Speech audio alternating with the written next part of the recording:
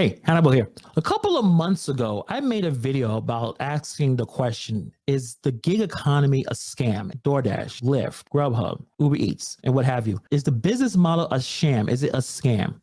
A very popular YouTube channel called 2 Cents. They talk about basically business topics, personal finance, stuff like that. And it made a very interesting video called, basically titled, is the sharing economy, is this gig economy a sham? Sham, scam, basically the same thing. We're gonna go through a few points of the video. We're gonna start right now. Things have changed in the sharing economy since then. The average price of a rideshare trip has gone up around 40% in just the last year. Airbnb rentals are about 35% more expensive. Many of these companies point to a pandemic-related surge in demand and drop in labor supply. But even food delivery apps like DoorDash, which posted strong revenues throughout the pandemic, are dramatically raising their prices as well. Many experts say that what's driving this industry-wide price hike has less to do with the pandemic and more with the fact that many of these companies are finally trying to become profitable. And that's probably the biggest reason why a lot of things are becoming more expensive. What was really a good value, probably when you first started with Uber, considering a few years ago where it was very cheap to get a good ride really far away compared to now, is because these companies have to eventually make a profit. Many people are pumping billions of dollars, investors pumping tons of money, and eventually they're going to ask, hey, DoorDash, where's the return on my investment? It's been a while. We've dumped a lot of money. You guys are making a lot of money. Where's the profit? Raise the rates, because that's how you make profit. That's the whole idea of a business, to get some level of profitability. Despite being once valued at over $80 billion, Uber has never turned a profit. Far from it, in fact. In 2020, the company lost $6.77 billion. And before you blame that on COVID, keep in mind that's actually an improvement over 2019, when they lost a whopping $8.51 billion. Since its launch in 2009, Uber has burned through roughly $20 billion of investor capital. That's impressive. That's a lot of damn money. That's a lot of money that we all think that Uber must be just a very powerful company. And they are a powerful company worldwide, but they're burning through so much money. It kind of gives you a question, is how sustainable is this? Is this a good business plan? When you burn $20 billion and you're still not profitable, that's impressive in a negative way, obviously. Very few of these companies have figured out how to, actually make money doing what they do. And yet, investors continue to pour money into them.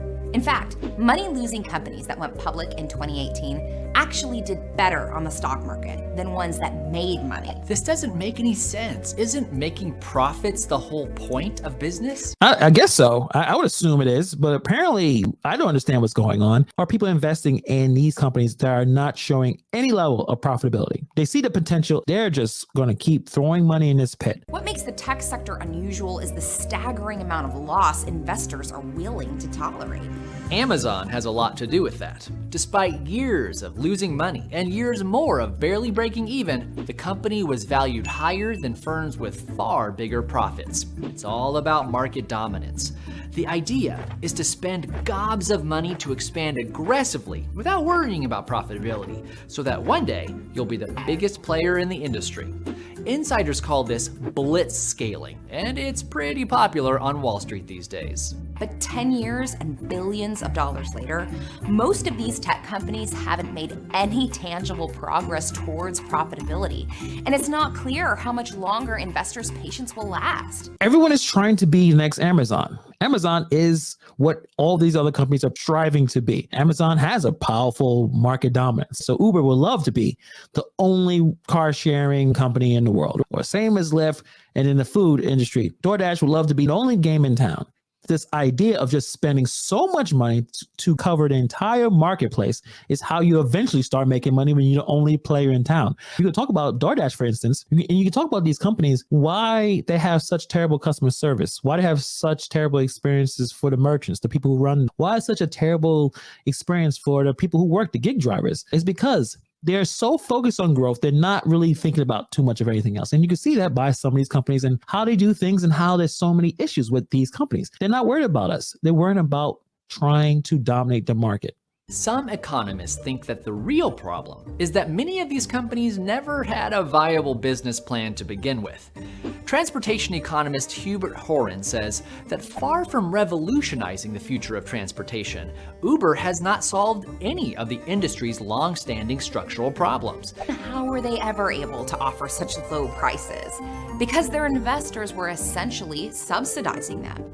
New York Times technology reporter Kevin Roose compares the industry's pricing to a store that sells $1 bills for 75 cents. Sure, word of mouth will be fantastic, but if you ever want to make money, you'll have to raise your prices to say $1.25. And that's the problem. I think that's the biggest issue, and why so much issues and so much fighting is happening between independent contractors and the company. And customers are used to getting a good deal. The drivers, the shoppers are used to getting a good wage.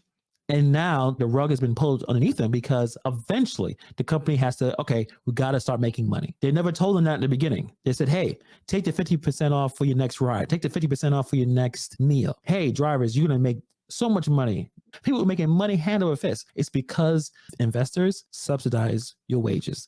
The investors helped the customers get a great deal for everything. And we're all used to it. And we're mad because it's being taken away from us. Restaurants that felt compelled to play ball with DoorDash and Grubhub are now being squeezed by commissions as high as 30%. And the taxi industry, which for years was carefully regulated to ensure profitability and broad socioeconomic access, has been decimated by Uber's low prices, which no profitable business could ever hope to match. Chillingly, a recent internal document from Uber identified public transportation as their next competitor. Today, as these companies start to tighten their belts, prices are going up.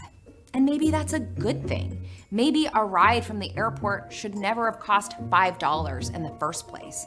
As Kevin Roose put it, getting someone to clean your house, do your laundry, or deliver your dinner should be a luxury. And that's a good point. Customers are probably expecting something that should cost more money, so they should probably pay more money. The problem is, once customers are expected to pay more money, they won't use the service as much as they did before. And that also means that less of us will be able to do this for a living. Not even enough to do it as a part-time, because true luxury goods are expensive. And certain markets, certain walks of life are not able to afford it. Let's say, for instance, Instacart. Instacart is now, for many stores, allowing SNAP and EBT.